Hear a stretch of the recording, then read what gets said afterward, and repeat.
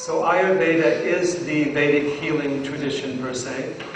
And we can also define Ayurveda as a complete yogic system of medicine, because it follows the principles and philosophy of yoga and brings it into healing the body and mind.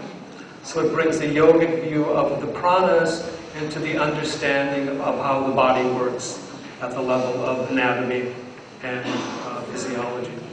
It brings the yogic principles of ahimsa, it brings the yogic practices of asana, mantra, meditation into healing therapies of various sorts.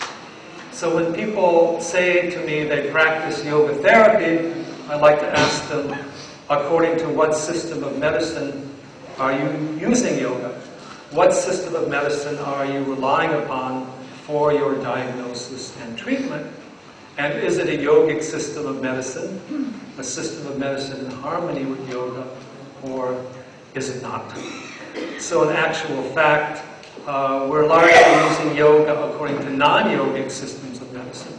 But Ayurveda provides a complete yogic system of medicine, the diet you should follow, the herbs, the lifestyle, even the clinical therapies that you should follow, the detoxification, the panchakarma, and so forth.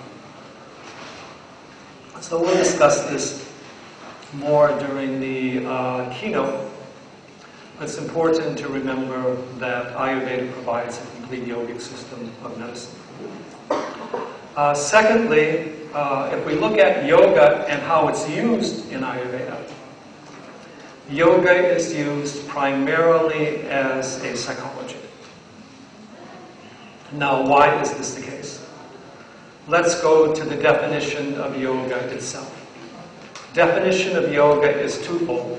What I call the negative definition is the slowing down, restraining, reducing or checking, ultimately stopping the movements, the disturbances of the chitta.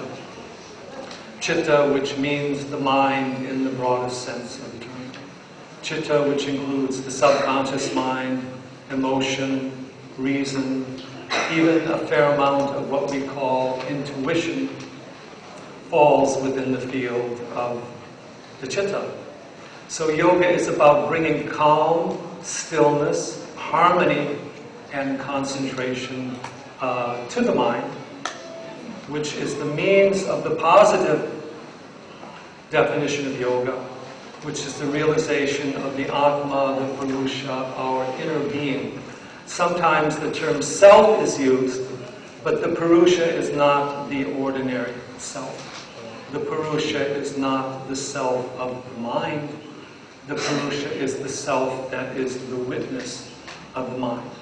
So usually when we're talking about ourselves, we're talking about the psychological self or the physical self. The Purusha is something else.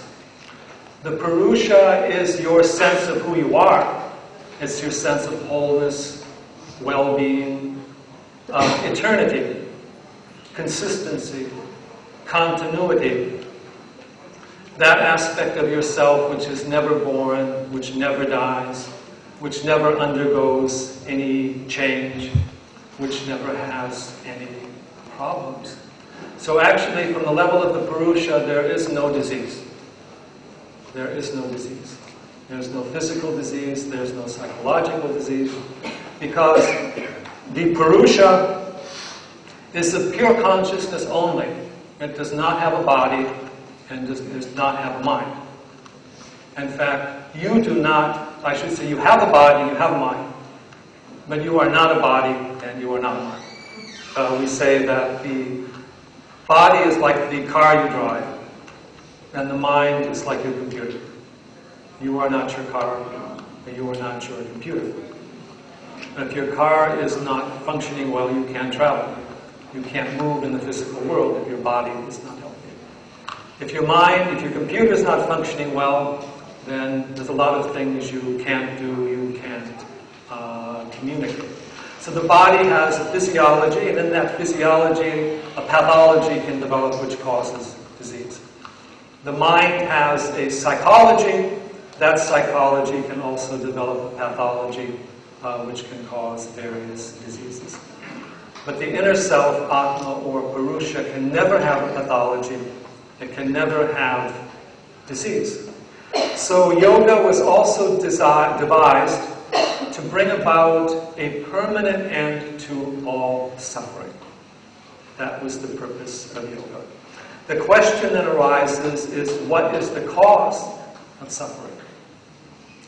And yoga, suffering is said to have a spiritual origin, which is the confusion of the self with the body and the mind, or the Purusha with the outer material things defined relative to the Prakriti. So yoga is about healing in the ultimate sense as a complete alleviation of all suffering. Suffering in the Yoga Sutras is defined relative to the kleshas. Klesha means an affliction. First of these is avidya, or ignorance, not an intellectual ignorance, not a scientific ignorance, but a spiritual ignorance, confusion of the Purusha with the body and with the mind. So Ayurveda is the Vedic system designed to deal specifically with diseases of the body and the mind.